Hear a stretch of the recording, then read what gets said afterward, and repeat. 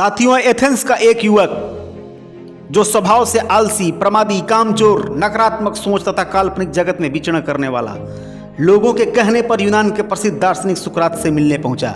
युवक ने सुकरात से पूछा कि वह विद्वान, समृद्ध और सफल व्यक्ति बनना चाहता है, परंतु कैसे बने, इसका मार्ग क्या है। यह सुनकर सुकरात ने कहा, क्या तुम वाकई ऐसा चाहते हो और तुम इसे हासिल करने के लिए खुद को झोंकने के लिए तैयार हो? इस पर युवक ने कहा, मैं अपने जीवन में सफल होना चाहता हूं और इसके लिए हर वो कीमत चुकाने को तैयार हूं जो सर्वाधिक होगा। यह सब सुनने के बाद सुकरात उसे अगले दिन मिलने के लिए कहा। अगले दिन सुकरात उसे एक नदी के पास ले गए, फिर उसे अपने साथ नदी के पानी में आगे बढ़ने को कहा। युवक सुकरात के साथ नदी की गहराइयों की तरफ बढ़ता गया। जब आगे बढ़ते बढ़ते पानी गले तक आ गया, तब अचानक सुकरात ने उस युवक का सिर पानी में डुबो दिया। पानी के अंदर सिर जाते ही युवक सांस लेने के लिए बुरी तरह से छटपटाने लगा, हाथ पांव मारने लगा, पानी से बाहर निकलने का असफल प्रयास करने लगा। सुकरात ताकतवर थे, इसलिए युवक का हर प्रयास, हर प्रयत्न विफल होता जा रहा था। जब युवक का शरीर नीला पड़ने लगा, ढीला पड़ने लगा, तब सुकरात ने उस युवक का सिर पानी से बाहर निकाला। बाहर निकलते ही वह जल्दी जल्दी सांसें लेने लगा। जब उसका शरीर सामान्य हुआ, तब सुकरात ने उससे पूछा, तुम्हारा सिर जब पानी के भीतर था तब तुम सबसे ज्यादा क्या चाहते थे? युवक ने उत्तर दिया, सांसें लेना।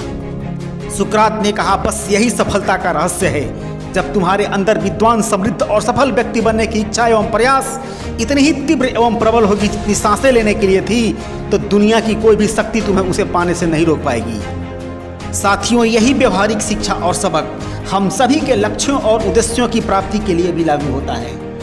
हमारे अंदर किसी भी लक्ष्य को बनाने एवं उसे हासिल करने के लिए बर्निंग डिजायर का होना सबसे ज़्यादा जरूरी होता है।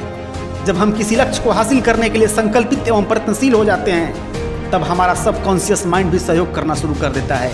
यह मार्गदर्शक की तरह कार्य करने के लिए प्रेरित करता है एवं सुझाव भी देता है, क्योंकि हमारा सबकॉन्शियस माइंड कॉन्शियस माइंड से 30,000 गुना से भी ज़्यादा कार्य करता है। जब हम गहरी नींद में सोए रहते हैं, तब भी यह अपना कार्य करता रहता है।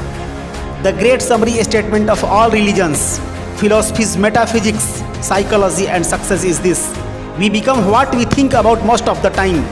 Our outer world ultimately become a reflection of our inner world. साथियों, लक्ष्य केंद्रित होते हैं जबकि हम उद्देश्यपरक हैं, क्योंकि हम उद्देश्यों और इच्छित अंत को प्राप्त करने की अवस्थाओं से प्रेरित होते हैं। हमारे मस्तिष्क के भीतर लक्ष्य खोजने वाला एक सिस्टम होता है। यह बिना किसी गलती के हमारे उद्देश्यों की उपलब्धि की दिशा में संकेत करता रहता है और मार्गदर्शन देता है। ब्रेन का यह साइबरनेटिक पार्ट मिसाइल के कंट्रोल सिस्टम की तरह कार्य करता है। यह लगातार लक्ष्य से फीडबैक लेता रहता है और लक्ष्य तक पहुंचने की दिशा में लगातार सुधार एवं प्रयत्न करता रहता है। Goals give us that sense of meaning and purpose, a clear sense of direction. As we move toward our goal, we feel happier and stronger. We feel more energized and effective. We feel more competent and confident in ourselves and our abilities. Every step we take toward our goals increase our belief that we can set and achieve even bigger goals in future. संकल्प के साथ हमारी क्षमताएं भी असीमित हो जाती है। हम विश्वास और उत्साह के साथ जो भी बोलते हैं, उसका प्रभाव भी 2 गुना से ज़्यादा हो जाता है। परंतु खामोशी से किया गया संकल्प भी अप्रभावी और कमज़ोर होता है। मेरे कहने का मतलब संकल्प के बारे में गली गली घूमकर चिल्लाने से नहीं है, बल्कि अपने विचारों को रखने का उचित समय और स्थान होता है। साथियों, हमारा कर्म भूमि ही हमारा साम्राज्य है और कर्म से ही हम सम्राट बन सकते हैं। लक्ष्यों के बिना इंसान बिना रडार वाले जहाज की तरह होता है, जो अपने टारगेट को हिट करने के बजाय भटकता रहता है। उसे दुर्घटनाग्रस्त होने की संभावना ज़्यादा रहता है। परंतु स्पष्ट लक्ष्यों वाला व्यक्ति रडार वाले जहाज की तरह होते हैं, जिसे कप्तान का मार्गदर्शन प्राप्त होता है, जिसके पास नक्शा, कंपास और मंजिल होती है। Thomas Carlyle said, a person with a clear purpose will make progress on even the roughest road, while a person with no purpose will make no progress on even the smoothest road. जीवन में हमेशा सकारात्मक और अपने कार्य कुशलता से हुए सफल व्यक्तियों का अनुसरण करना चाहिए।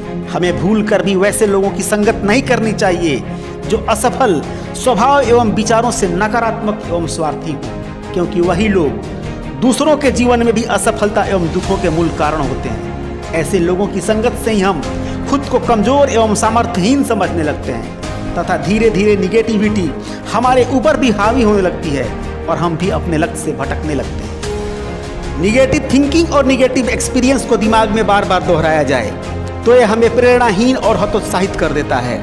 इसलिए हमें हमेशा अपनी रचनात्मक ऊर्जा का इस्तेमाल एक कर्तव्यनिष्ठ और जिम्मेवार व्यक्ति की तरह करना चाहिए और अपने लक्ष्य को केंद्रित करके सफलता प्राप्त करने का प्रयास निरंतर करते रहना चाहिए।